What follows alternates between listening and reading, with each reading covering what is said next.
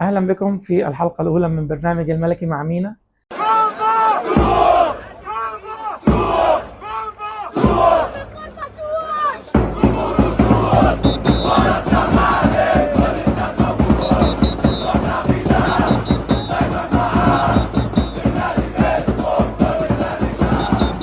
حبينا تبقى الحلقة الأولى ماتش شيق. مفيش أحلى من ماتش الأهلي والزمالك أو الزمالك والأهلي. الماتش اللي هيتلعب إن شاء الله في السعودية يوم الجمعة القادم في بطولة السوبر الأفريقي. طبعا السوبر ده السوبر رقم 2 ما بين الأهلي والزمالك. السوبر الأول كان من 30 سنة، كان في وضع البطل أبطال الدوري هو كان نادي الزمالك، كان بطل أبطال الكؤوس وقتها هو النادي الأهلي، والنتيجة انتهت 1-0 لنادي الزمالك. أنا شخصيا أتمنى النتيجة تتكرر مرة تانية لصالح نادي الزمالك. الزمالك حاليا هو بطل الكونفدرالية، الأهلي بطل دوري الأبطال. ظروف ما قبل المباراة تقريبا وظروف متشابهة، الفرقتين لعبوا يعتبر ماتش واحد في الموسم الجديد. الأهلي لعب الدور التمهيدي مع جورماهيا وقدر يخلص الماتش ذهابا وإيابا بنتيجة كبيرة 6-0. نادي الزمالك برضو قدر يخلص نتيجة الماتش بتاعته 3-1 مع الشرطة الكيني. النادي الأهلي كان باين أنه هو أكثر ثباتا، ولكن أعتقد أن الظروف الماتش ده هتتغير بدخول اللاعبين اللي تم التعاقد معاهم. ظروف ما قبل المباراة بالنسبة الإدارة من الناحيتين عملت دورها بشكل كويس جدا. النادي الأهلي تعاقد مع لاعبين مميزين زي أشرف داري ويحيى عطية الله وعمرو الساعي ويوسف أيمن.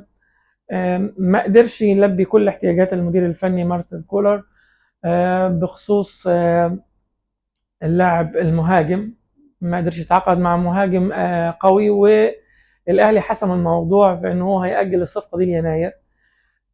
الزمالك من الناحية الثانية الإدارة عملت شغل ممتاز جدا، تعاقدت مع لاعبين مميزين زي مشلاك، محمود بنتايك، عمر فرج، زي سيدن داي لاعب تحت السن لاعب واعد، بالإضافة إلى محمد حمدي واللاعيبة اللي رجعوا من الإعارة زي حسام أشرف. الزمالك قدر يعمل برضو مجموعة قوية جدا، ولكن برضو الإدارة ما قدرتش تتعاقد مع مدافع قوي. لكن الزمالك إلى هذه اللحظة لم يعلن أنه هو رمى الفوطة من التعاقد مع مدافع قوي. حاليا بيتم التفاوض مع كذا لاعب مدافع قوي. يمكن بيكهام هو تقريبا رقم 1 حاليا في اختيارات جوزيه جوميز. لو جاء بيكهام للزمالك أعتقد أن هيسد شوية في الثغرة اللي موجودة في خط الدفاع.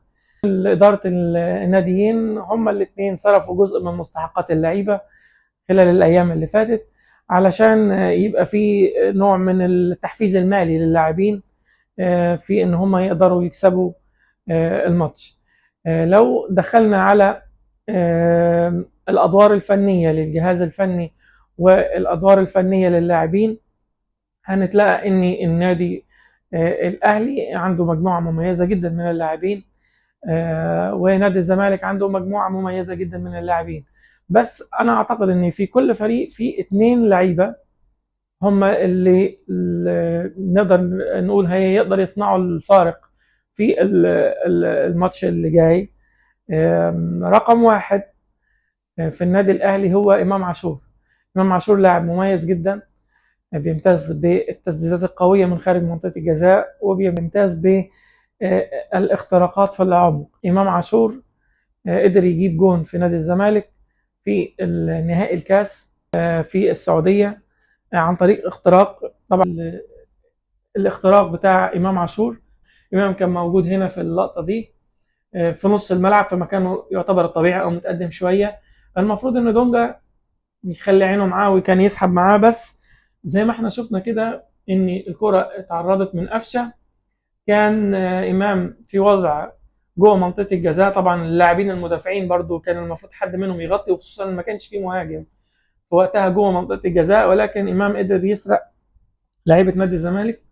الكرة دي مسار جدل الى هذه اللحظه، ما حدش قادر يقول ان الكرة جون او اوفسايد، ولكن بغض النظر عن الجدل اللي أثير حول الكرة، لكن الكرة كانت اتحسبت جون في الآخر بسبب تحرك مميز من إمام عاشور. إمام طبعا تسديداته قوية جدا من بره منطقة الجزاء، نقطة مميزة جدا، وهو اللي بيختلف بيها عن لعيبة خط الوسط في النادي الأهلي حاليا. فإمام عاشور أعتقد أكتر لاعب مؤثر حاليا في النادي الأهلي.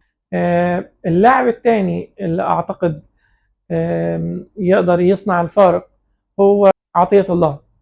يحيى عطية الله بصراحة في الماتش الثاني للنادي الأهلي مع جورماهيا قدر ان هو يعمل كام كورة مميزين جدا.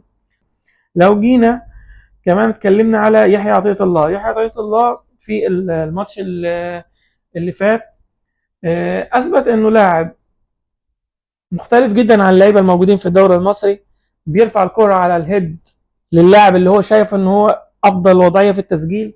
والميزه الثانيه فيه انه لاعب ذكي. الكرة دي زي ما احنا شايفين هو موجود على الضربه الركنيه، لاعب النادي الاهلي الثاني بيقرب له، لاعب جورمايا هنا لسه بعيد ما كانش واقف على المسافه القانونيه اللي يقدر يقف عليها في الضربه الركنيه. بسرعه لعب 1 2 مع لاعب النادي الاهلي وارسل كره عرضيه على الهيد مباشره لرامي ربيعه، قدر يحط منها الهدف الاول. الكره الثانيه اللي كمان اكثر جمالا من ويبين يعني ذكاء اللاعب، الكره دي الجون الثاني الاهلي قدر يقطع الكره هنا من وسط الملعب. المفروض هنا ده يحيى عطية الله، المفروض هنا حسين الشحات هو الجناح على ناحيه الشمال. يحيى عطية الله لما تلاقي ان الجناح على ناحيه الشمال خلاص فتح الملعب والمدافع شويه مركز معاه والاثنين المساكين قدموا شويه مع وسام ابو علي، ابتدى هو ياخد المساحه الفاضيه هي في الحته دي، عمل الانطلاقه، الكره اتلعبت بينيه، بقى في انفراد كامل مع الحارس طبعا قدم علشان يحاول ما يديش مساحه ليحيى في ان هو يتصرف في الكره بشكل صحيح. اي لاعب بدل يحيى عطية الله في الوضعيه دي، النادي الاهلي كسبان 1-0، ماتش الفتح خلصان 3-0، مستحيل جورماهيا يعود بالنتيجه. لاعب عايز يكتب اسمه في تاريخ النادي الاهلي، كان حط الكوره بليسنج، كان ممكن يحط الكوره هنا من ناحيه اليمين على ايد الحارس اليمين، واللاعب والحارس المرمى مش هيقدر يستخدم ايده اليمين في اللحظه دي لان هو كان طلع بره منطقه الجزاء، فكان يقدر يسدد بشكل مباشر في الجون. ولكن في انكار ذات كبير جدا من يحيى عطية الله، لعب الكره مباشره لوسام ابو علي، الجون فاضي، وسام قدر يحط الجون بشكل سهل جدا بعد ما يحيى عطية الله خلص كل الشغل الصعب. اعتقد ان يحيى عطية الله لاعب مميز جدا، هيقدر يعوض غياب علي معلول. هو ووسام، هو وامام عاشور هم اللاعبين المميزين السوبر ستار اللي هيبقوا موجودين في الماتش. اتمنى ان يتم قفل المساحات عليهم. طبعا يحيى عطية الله بيلعب في الجانب الشمال، هيلعب عليه زيزو طبعا هو اقوى لاعب في نادي الزمالك، اقوى جناح في مصر. فاعتقد ان الجبهه دي هيبقى فيها معركه كبيره ما بين زيزو اللي هو هيقدر يحجم يحيى عطية الله، ما يخليهوش يطلع، ما يخليهوش يزيد، او في حاله ما اذا زاد يقدر يضرب من وراء المساحه. فاحنا كمان هنتكلم على تشكيل النادي الاهلي في الاول. التشكيل المتوقع للنادي الاهلي، اعتقد الشناوي ضامن مكانه في حراسه المرمى، مفيش اي نسبه ان شوبير يبتدي المباراه الا في حال ما اذا الشناوي تعرض لاي اصابه. من ناحيه الشمال يحيى عطية الله اعتقد برضو ضامن مكانه، مش هيحصل فيه تغيير في النقطه دي، لاعب ممتاز جدا بصراحه. في الاثنين المساكين في ياسر ابراهيم ورامي ربيعه، اعتقد ان هو هيبتدي بالاثنين اللعيبه دول، مش هيتم الدفع باشرف داري في اللحظات دي، لان ممكن يكون الانسجام في اللحظه دي اهم من وجود لاعب بقوه اشرف داري، وخصوصا ان رامي ربيعه قدر يجيب جون الماتش اللي فات، فممكن يستفيد منه هو وياسر ابراهيم في الكرات الرأسية. اللاعب اللي هو ممكن يكون مكانه مسار شكوك هو محمد هاني وهل محمد هاني هو اللي هيبتدي الماتش ولا اكرم توفيق هيجي هنا بدل محمد هاني؟ محمد هاني انا اتمنى كمشجع لنادي الزمالك النادي الملكي ان محمد هاني هو اللي يبتدي الماتش. محمد هاني اعتقد هو اضعف لاعب او اضعف لاعب في الحلقه الدفاعيه للنادي الاهلي. الاهلي غالبا هيبتدي بمحمد هاني اذا ما اتجهش تفكير كولر للبدء باكرم توفيق. ثلاثي خط الوسط في حال ما لعب محمد هاني في الباك اليمين هيلعب اكرم توفيق 6 وهيبقى فيه 2 لاعبين 8 مروان عطيه وامام عاشور. اذا اكرم لعب باك يمين هنا في النقطه دي ممكن يتم الدفع بالسوليه كاختيار تاني يعني للنادي الاهلي، بس انا اعتقد ان ده التشكيل الاقرب.